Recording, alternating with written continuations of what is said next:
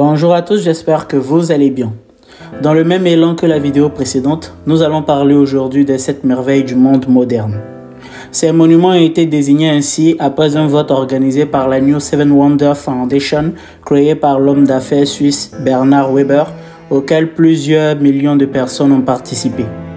Après ce vote, les 7 nouvelles merveilles du monde, aussi connues sous le nom des 7 merveilles du monde moderne, ont été annoncées le 7 juillet 2007. Dans cette vidéo, je vous dirai quels sont les monuments qui ont été retenus dans cette liste et je vous ferai une description de chacun d'entre eux. Sur ce, bon visionnage. Nous commençons avec la pyramide de Kukulcán à Chichén Itzá, au Mexique. C'est l'un des sites les plus importants du Mexique et ce dernier se trouve dans la péninsule de Yucatan, à l'est du pays. Le Chichén Itzá s'étend au total sur environ 15 km², mais la pyramide de Kukulcán, haute de 30 mètres, est l'emblème le plus connu du site. Afin de préserver ce site fragile et notamment la pyramide, il est malheureusement interdit d'y monter. Cela ne vous empêchera pas d'admirer cependant cette merveille. Nous poursuivons avec le Christ Rédempteur à Rio de Janeiro. La statue du Christ Rédempteur a été inaugurée le 12 octobre 1931 à Rio de Janeiro, sur le mont Corcovado. Avec ses 30 mètres de haut, elle est considérée comme l'une des plus grandes statues au monde et c'est aussi le symbole le plus connu de la ville. Le socle de 8 mètres de haut abrite une chapelle.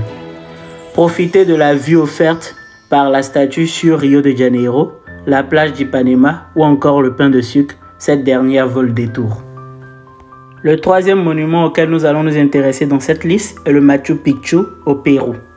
À 75 km au nord-ouest de la ville de Cusco se trouve le Machu Picchu, qui veut dire en quechua « vieille montagne », qui est le plus célèbre site archéologique du Pérou.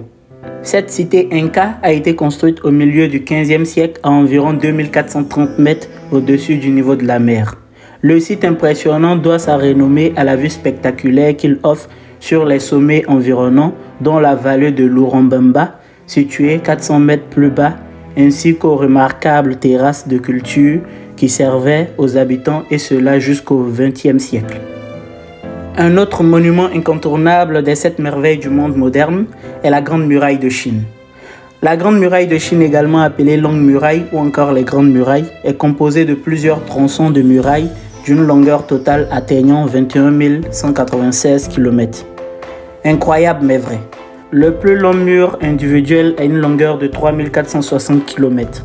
Hélas, il est impossible de voir la muraille de Chine depuis l'espace, mais il est possible de la parcourir et de la visiter à plusieurs endroits.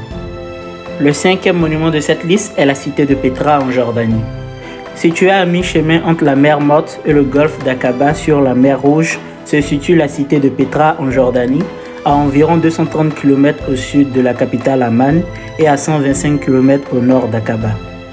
La cité taillée dans la roche est accessible par une gorge étroite au bout de laquelle vous attend le Khazne al-Firaoun, qui signifie trésor du pharaon. Ce dernier est sans doute le monument le plus connu de Petra avec ses 6 colonnes corinthiennes hautes de 40 mètres et larges de 25 mètres. D'ailleurs, il a été rendu célèbre par le film Indiana Jones et la dernière croisade. L'avant-dernier monument de cette liste est le Taj Mahal en Inde. Le Taj Mahal est un mausolée mondialement connu dont l'extérieur et l'intérieur sont recouverts de marbre blanc. L'imposant tombeau a été construit par Shah Jahan, l'empereur d'Inde, pour sa défunte épouse Musma Mahal entre 1631 et 1648. Le Taj Mahal attire les amoureux et les couples mariés qui peuvent admirer à deux l'harmonie et la beauté de cette merveille du monde. Si vous cherchez un lieu romantique pour y emmener votre moitié, le Taj Mahal est l'idéal. Et nous clôturons cette liste des 7 merveilles du monde moderne par le Colisée de Rome.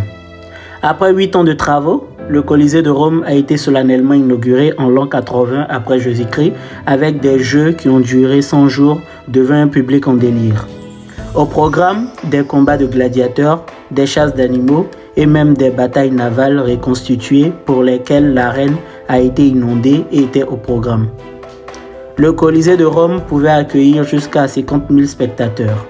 Son utilisation a duré environ 450 ans et jusqu'à aujourd'hui, il est probablement l'un des symboles les plus connus d'Italie et notamment de Rome, avec le dôme de Milan et la tour penchée de Pise.